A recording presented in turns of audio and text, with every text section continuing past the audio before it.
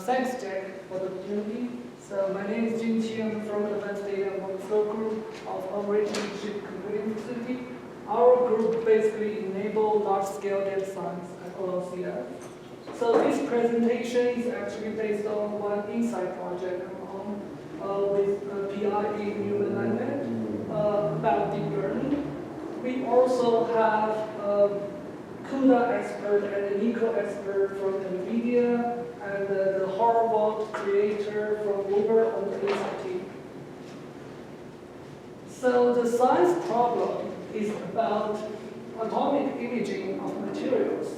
It originated from the Center for Nanoscale Material Science at Oak Ridge National Lab, where people do use electron microscope to do automatic imaging of materials in order to understand the structural property of the material. So, as we know, once you know the local scattering potential or local electron density of a material, you basically know the structural property of the material.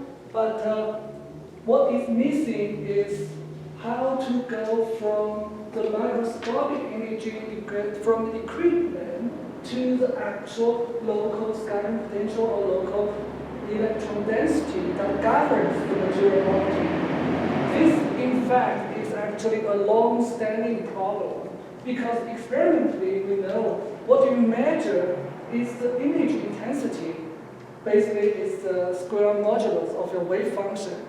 But the phase information of your wave function is lost, which this is known as the phase problem.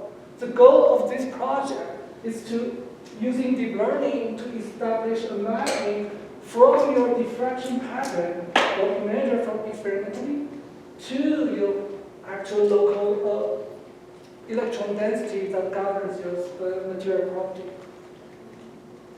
So the methodology basically consists of two parts. It has a simulation piece and a deep learning piece. We basically do forward simulation to generate the training data for your deep learning. Specifically, we use material structure from material project database to construct the pseudocell. Then, on the surface of the pseudocell, we select a 32 by 32 grid point. In total, it's 1024 grid points to propagate free electrons through the material, through the scattering potential, and measure the existing wave function modulus, like local diffraction pattern. So the diffraction pattern of that measurement will be used as input, and the projected local electron density from simulation will be the label of your training. Then we have a deep learning piece. We use autoencoder to reconstruct your local electron density compared with your simulated electron density labels. We follow a popular neural network architecture called fully convolutional dense net, which consists of two pieces, an encoder and a decoder. What encoder does is downsampling of your input diffraction images to get the latent space features, and then it has a decoder to do the upsampling. We basically made two modifications to the FC dense net, also known as the TRPC network. One is we use a large growth rate because our channels is 1024. So by default, FC dense net is 16 growth rate, which may result in loss of information in channels. Another modification is instead of using default maximum pooling, we use average pooling. This is due to the inherent sparsity of the image. So because of the scale of this problem, there are challenges in terms of both data and learning. Unlike commercial data, which like ImageNet data, scientific data usually is of higher dimension, larger size. For example, one data sample in our case is 1024 channels 512 by 512. So the diffraction pattern is 512 by 512, and we stack together the 1024 diffraction pattern into a single data sample. In total, there are 300,000 data samples of the size of half petabyte. And that was all generated through simulation? Yes. On Summit? Yes. Yeah. So it covers over 60,000 materials from material project database. Basically, almost all the structural solid-state materials. Another challenge is with deep learning models. So for this type of fully convolutional dense net, it has a lot of parameters. And we also use a large growth rate, which means total trainable parameter in our case could be up to 200 million. So it's still not the largest compared to what people nowadays using billions of parameters for language model, but it's considering our model size and input data size, we can only fit one data sample on 1 voltage GPU. We also, by the way, released a small-scale data about terabytes as one of this year's Smoky Data Challenge for people to play with. But basically, because of the scale of this problem, that's where the Summit fit in. Summit has over 27,000 core GPUs, and thanks to the Tensor Core, it can achieve 3 exaflop in high precisions, and it has over 7 petabytes local memory, which is essential to keep up with the GPU processing speed. It has ability to cross not only cross among GPUs, but also between the CPUs and GPUs, and it has EDR InfiniBand cross node. All of those can enable a high performance collective communication that is needed to scale your deep learning. So in terms of parallel schemes, there are basically most dominant one is so-called data parallel, where you basically replicate your model on each device, and they all do their forward pass, and during the backward propagation, you do all reduce to synchronize the gradients of all your models. Another mode of parallelism is model parallel or hybrid parallel. There are 2 frameworks introduced by Google called GPy and Mesh TensorFlow. So what data parallel do is parallelization in terms of your batch dimension, but in input has channel, image height, and image width. So what they do is also can divide a device mesh to parallel on other dimensions. Because of simple implementation of data parallel and the model independence of data parallel is still the dominant way. And right now, our implementation is data parallel, but we also explore model parallel as our next step. In terms of communication libraries, on Summit, the choice is at low level, there are NVIDIA NICO, Spectral MPI, both high performance. And on higher level, there are like third-party plugins like Horror and IBM DDL, which is available now on Summit. And the framework itself also comes built-in distribution support, like torch distributed or distributed strategy in TensorFlow. In terms of scope, MPI is the most flexible one. NICO implement a subset of the APIs, and Horror and DDL are framework specific.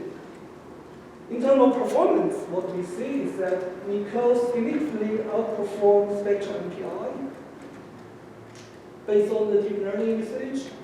And Horror can provide extra performance boost because it does something smart to overlap your compute and communication. DDL, by the way, can be used as a backend of Horror, so it provides similar performance as Horror. Based on previous project success and our connection with the Horror developer, Horror libraries seems obvious choice for us. So Horror is built on top of high-performance communication fabric. It can be used as a plugin to your TensorFlow or PyTorch. One key feature is introduce so-called tensor queue. Instead of reduce on whatever tensor is ready, it queues tensors and overlap the communication with the communication. It controls by 2 key parameters, fusion buffer, time cycle, which determines how often such communication happens and what's the message side of each communication. So we talk about scaling of your distribution code in terms of the training speed. How about the scaling of your actual learning accuracy?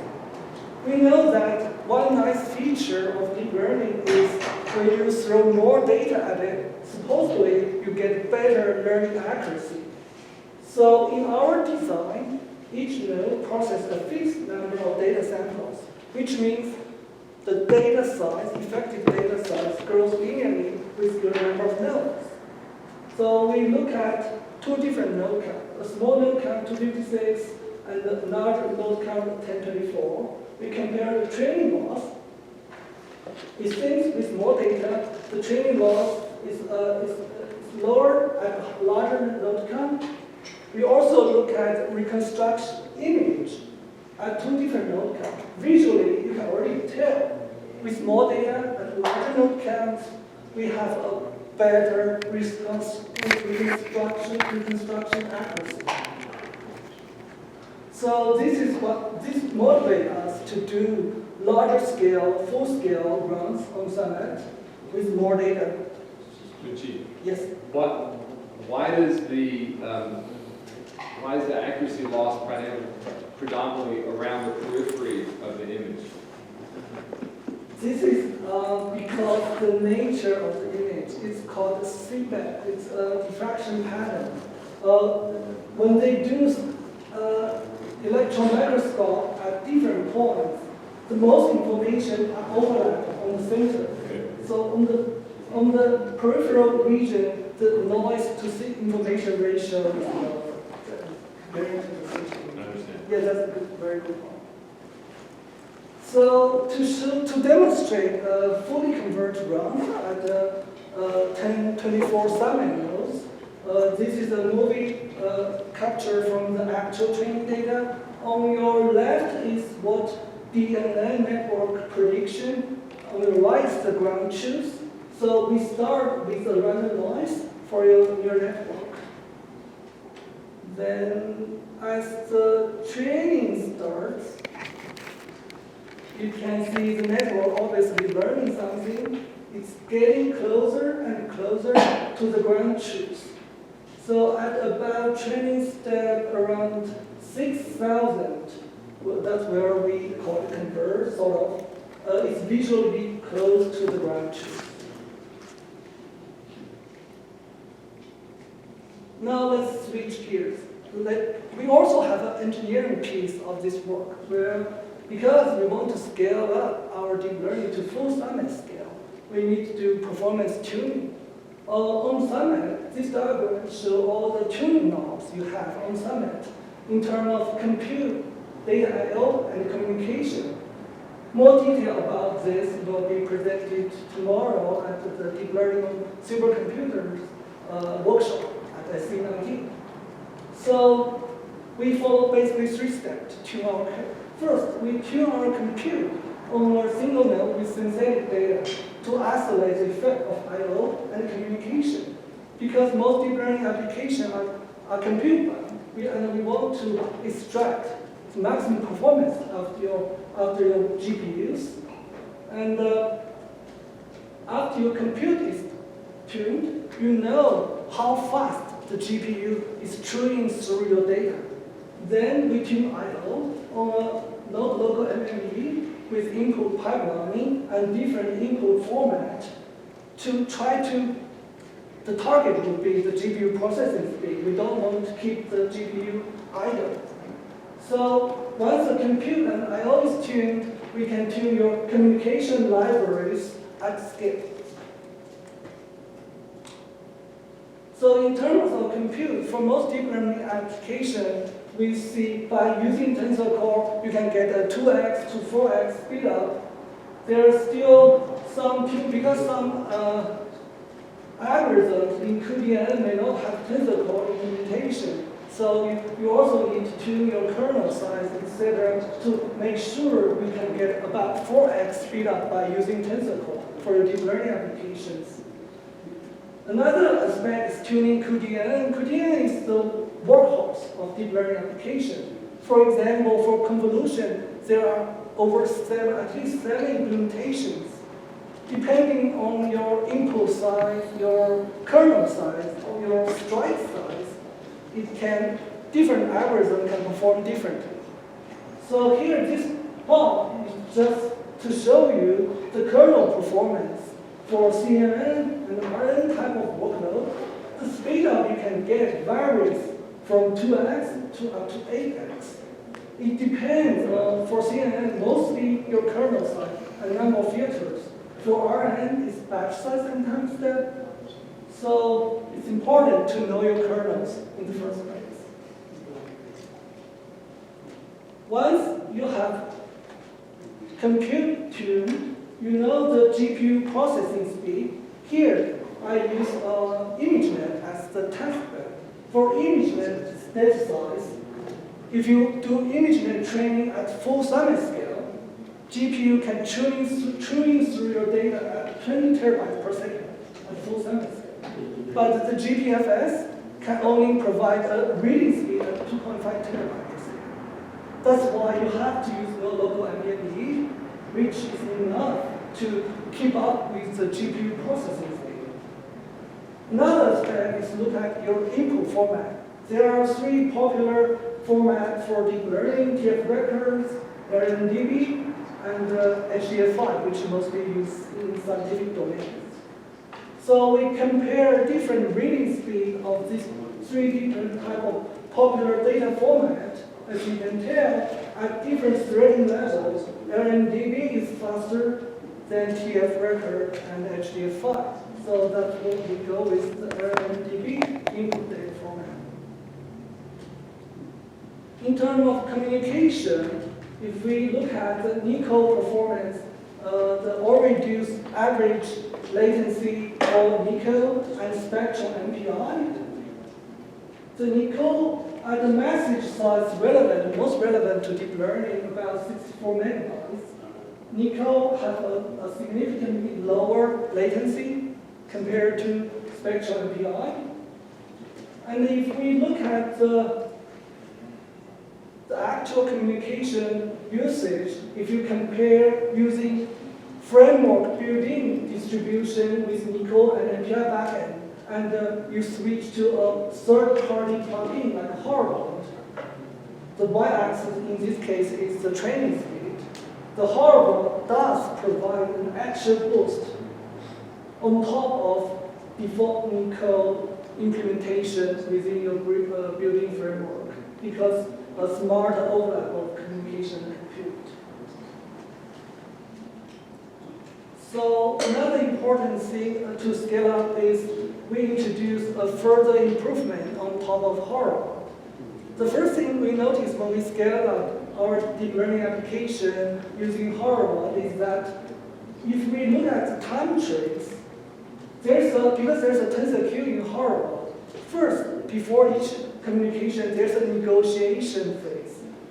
But at scale, such negotiation phase actually took over 10 times longer than the communication. This is because the Horovod, by default, uses a centralized coordination strategy to coordinate which tensors are ready to be reduced.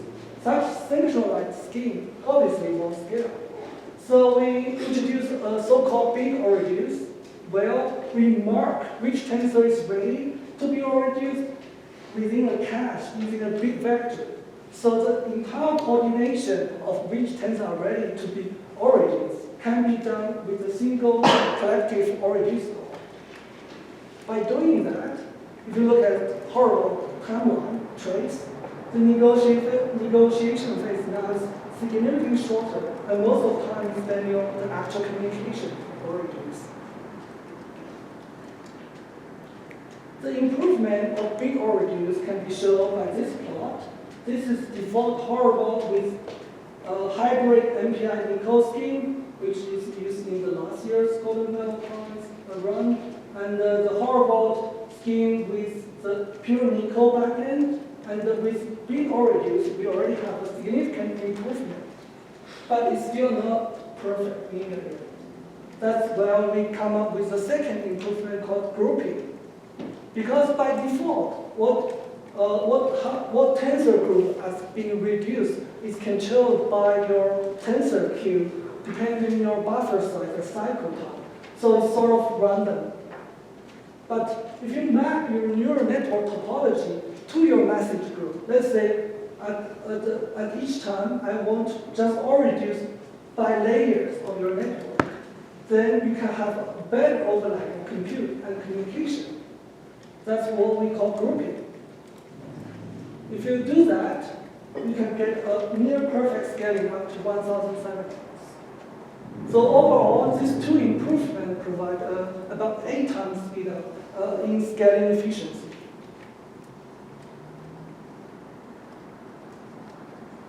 So to put it together, if we look at single node performance for this code, this is fully convolutional dense net with parameters over 200 million. We look at the GPU tracing time profile of each kernels. As expected, most compute times on the convolution, forward convolution, backward convolution, and with tensor core turned off and with tensor core turned on, we get over 5x over the convolutional kernels. And we calculate the total mathematical operations of the entire graph. Then we can calculate what's the sustained GPU performance, which is around 59 teraflops. Considering the frequency throttle on Summit, this is about over 70% of the peak performance. So you know the single node performance. Now when you scale it up, when we have nice scaling efficiency, using up to 1,000 nodes, we can scale up to the full system now. The overall scaling efficiency of this code is around 93%, so which provides a sustained performance about 1.5 exaflops. By the way, you look at the most compute time is spent on the convolution. So if we consider the performance at the convolution part, the peak performance is actually over 2 exaflops during the convolutional run. Another interesting piece of information we want to look at is the power consumption. So by digging through the power usage on Summit, we can break down the power usage on each device. On GPU, on CPU, on I/O. Here the I/O is mostly, I think, NVMe and the InfiniBand switch, and memory and disk. So there's an idle power scaling usage on Summit around 2 megawatts. And when we start training, here this green curve shows the performance in terms of exaflops. It took about 60 training steps to fully warm up the code. And then the performance basically sustained at 1.5 exaflops. And this is power usage. On average, power usage during the sustained run is about 6.5 megawatts. And over 80% of it was spent by GPUs. And interestingly, NVMe and the InfiniBand switch spend about the same power as the CPU piece. So this is just to keep you aware when you do full system size hyperparameter tuning of deep learning, what's the power usage look like for your code. So to conclude, we demonstrate a first application that used DLN to try to solve the phase problem in atomic imaging of materials. And we introduced improvement on top of hardware that can enable extra scale deep learning beyond this application. And we demonstrate that Summit is indeed an ideal platform for deep learning. As I mentioned, I'm from Oak Ridge Leadership Computing Facility. Feel free to contact me if you would like to scale up your deep learning application on Summit. And this project is sponsored by Insight Program and ORNL Exascale LDLD. Thank you for your attention.